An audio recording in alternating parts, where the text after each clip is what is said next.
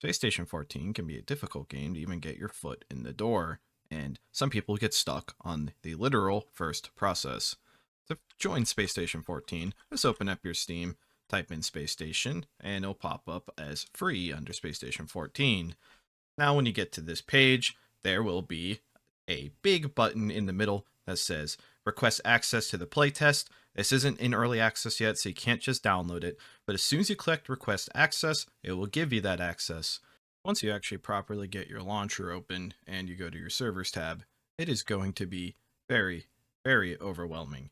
Here you will see every single server, and there's also a home tab, but there will be nothing here by default. But when you go to the servers tab, first thing you're going to want to do is go in the bottom right, and you're going to want to click filters. The primary thing I would recommend you do is check your language. If you're watching this, it's probably English. This will filter out more than half the servers. And of course, if you're just looking to play the normal game, you probably want to have 18 plus turned off. That will filter out a few extra ones. And especially if you're not 18, you don't want to see these. And from here in your roleplay level, there are two primary roleplay levels, low and medium. High roleplay is usually very gated, hard to get into, and if you're brand new to the game, your odds of being accepted without knowing somebody into a high roleplay server is not very great. And it can be hard to learn on those servers because there's not much gameplay mechanics directly that happen on high roleplay servers. They're normally carried by character, and if you're trying to learn the game, it could be difficult. So low and medium are the recommended. However, if you filter by just medium, most of these servers will require you joining their Discord and getting a whitelist. For example, Funky requires a whitelist on their Discord. Salamander requires a whitelist on the Wisden Discord. Frontier is not the usual space station experience. Starlight, I don't even know if they require whitelisting, but I don't recommend Starlight as your starting server, and I'll explain that in a second. And Rooney's Marine Corps has nothing to do with Space Station at all. So you're kind of forced into the low roleplay section. I believe Delta V does not have a whitelist, but again, like Starlight, they are also a harder server to start off immediately. So what I would recommend is you pick low roleplay and go from here. There are two primary LRP stations in the game. There's what's normally called Goob Station, but Goob Station has a tendency to play into memes very hard. There's the names of the server changes all the time. The titles are very memey, for a lack of a better word. It can be hard to tell what server you're even joining, especially if you're brand new. I started on Wizard's Den. Wizard's Den is what we call upstream, and in other gaming terms would be vanilla. This is the least amount of content in the game because they are upstream, meaning that they are developing the content for themselves and every other server that forks off of them. Without getting too confusing, there are three LRP servers. There is Wisden Lizard, which is US West, Leviathan, which is East. These are the two primary servers.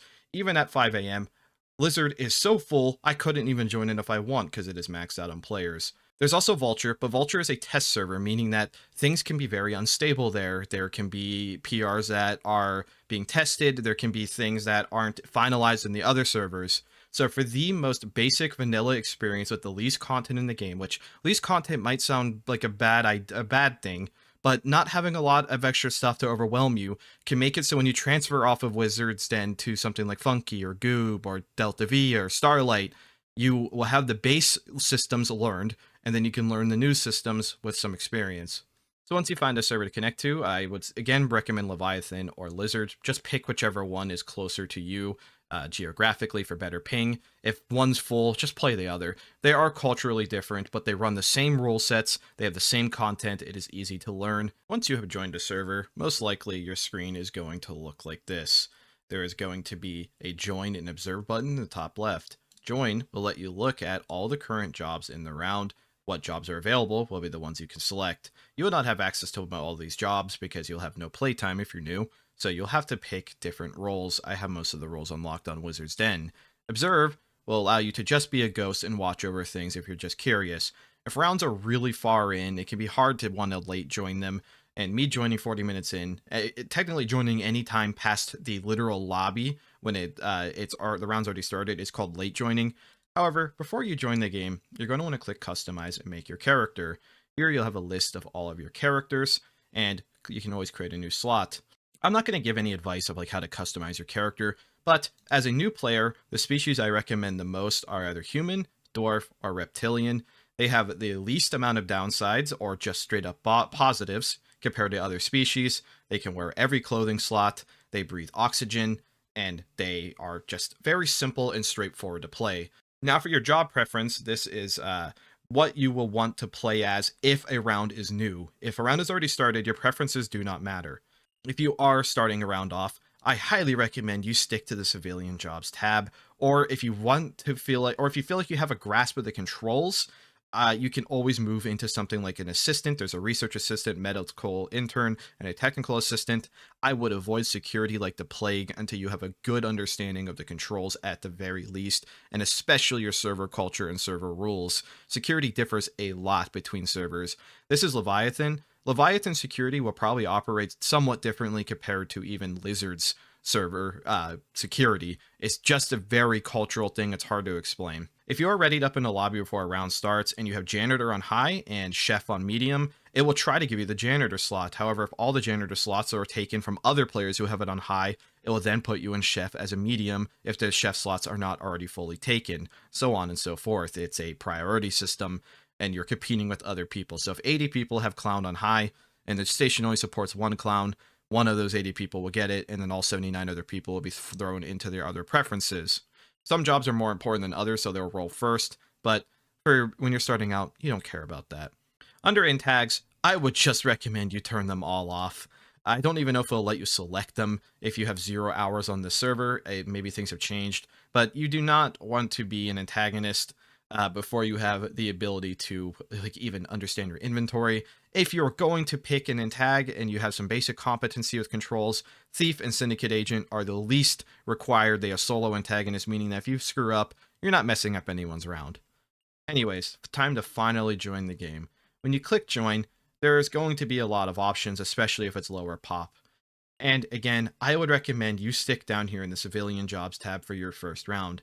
I would, however, certainly not recommend you pick passenger. Passenger has no job, they have no responsibilities, and no direction as what they should be doing. So, unless you're literally so nervous about messing up that you don't even want any responsibility at all, then you can pick passenger to learn the controls and maybe ask to get a job in game. However, janitor is going to probably be the best role to pick in the game. You get to mess with your inventory, you have low responsibility, and you get to go to places you might not otherwise see as the other civilian jobs, like inside departments. If you cannot get a janitor, a service worker can double up as a janitor, and they also have access to all of the service. They can go look at the bartender, they can go look at botany, they could go cook food. But we're going to pick janitor because I feel like janitor is just the classic representation of learning the game, and janitors are loved whether they are not too experienced, super experienced, have 1 minute, or 20,000 hours in this game. So I have joined as a janitor, and you could have picked your option to spawn in cryosleep, which this is cryosleep. This is in your settings. So in your settings, you can choose to spawn in a cryopod, which I would recommend. I would recommend you pick cryosleep because you'll spawn on the station. Maps often have these station maps mapped near cryo. So I'm a janitor, and I have no idea where I'm at in the station. But if I click on this station map, it will give me a general idea of where I am on the station. And you can search your department by name. So I'm this blinking dot, and I could type in the word janitor.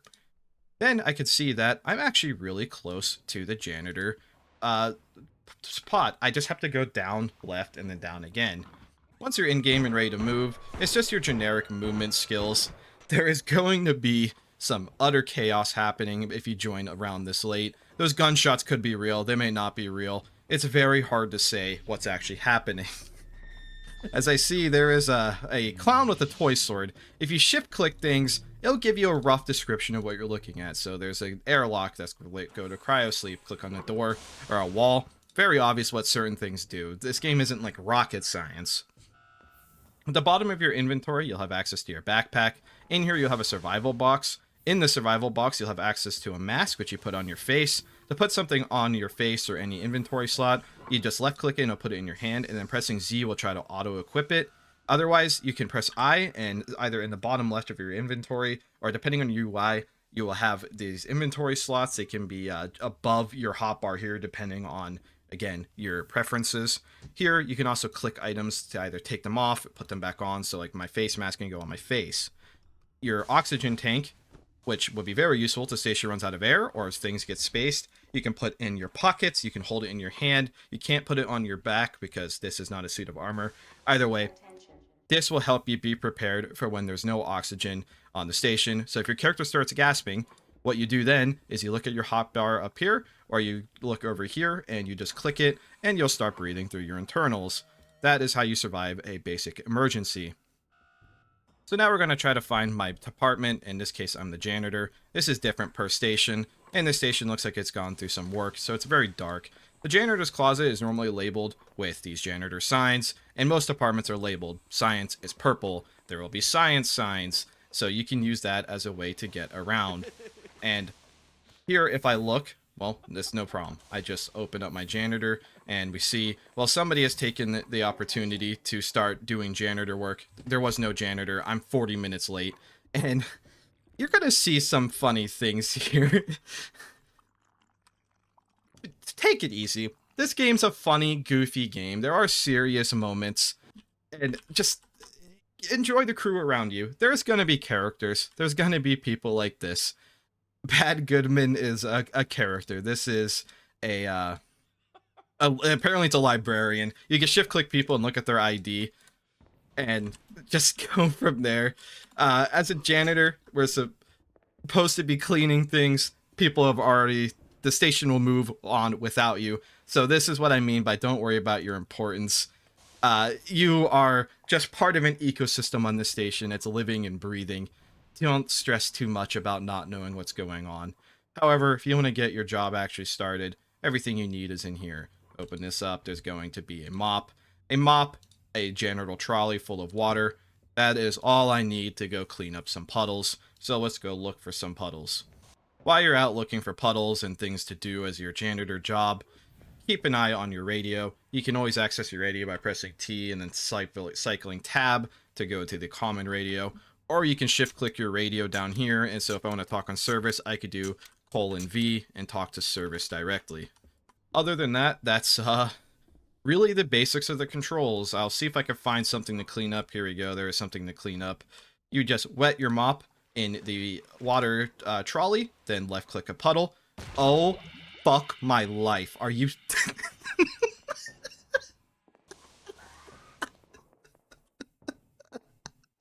Oh, man. Well, sometimes you explode in this game. In this situation where you get hurt, that is what medical bay is for.